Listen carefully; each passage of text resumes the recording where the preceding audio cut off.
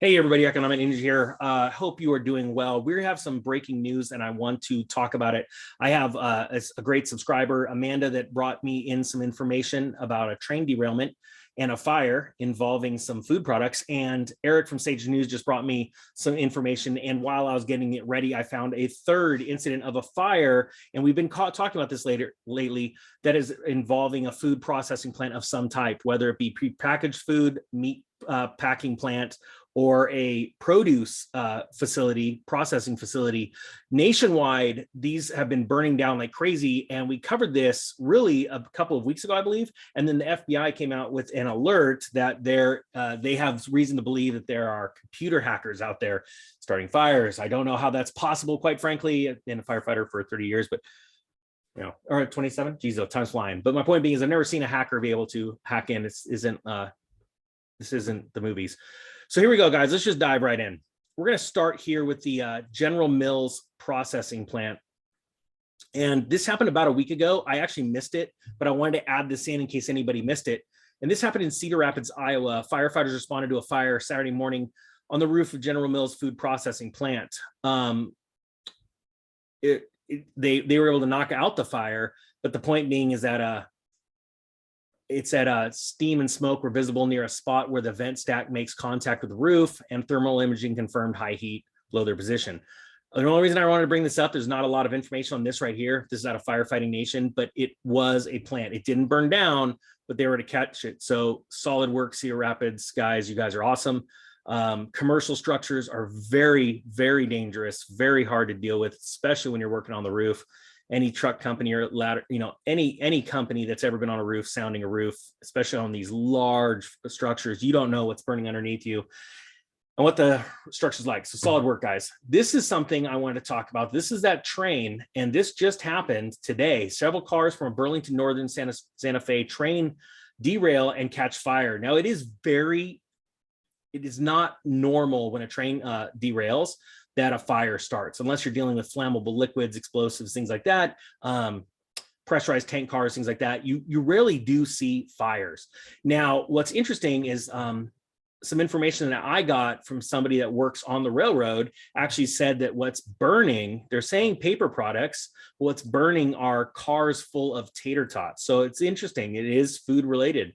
And it is, if you think about it, just saying, when things are traveled in, it's called compartmentalizing or spacing of flammable fuels. When they're separated with some air in between and they can get heat buildup between them, that's when they catch fire, when fire travels from spot to spot.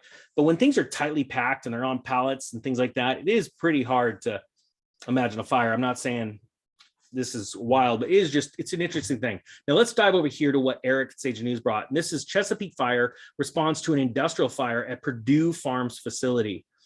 Now, this is April 30th. It says a fire took place at Purdue Farms facility in the North Folk area of Chesapeake Saturday evening.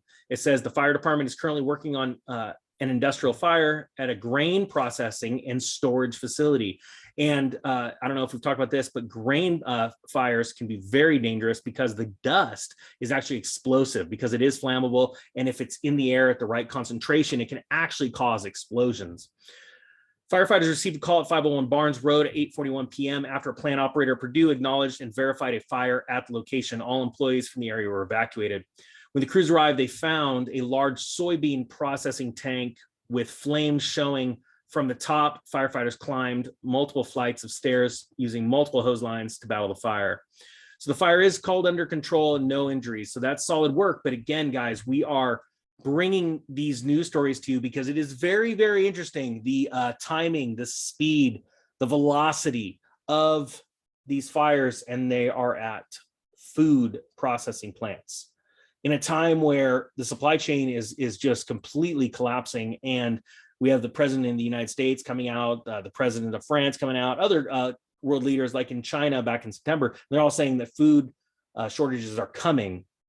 This is very interesting timing, I will say. And I will continue to bring you guys this information. I thank you to everybody that brings this information. Thank you to Eric, Sage News. Thank you so much, Amanda. I appreciate this. This is very important stuff. I'm going to link these stories below, of course, as always. just stay vigilant, guys.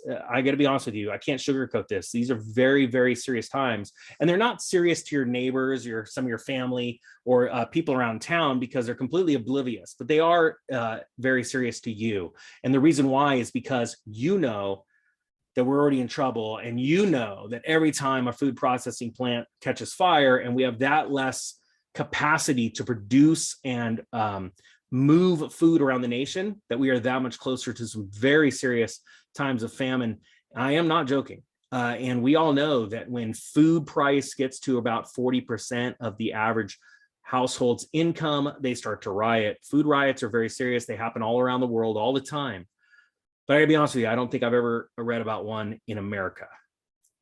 I am very concerned for our country and the world as we transition to an entirely new global currency system.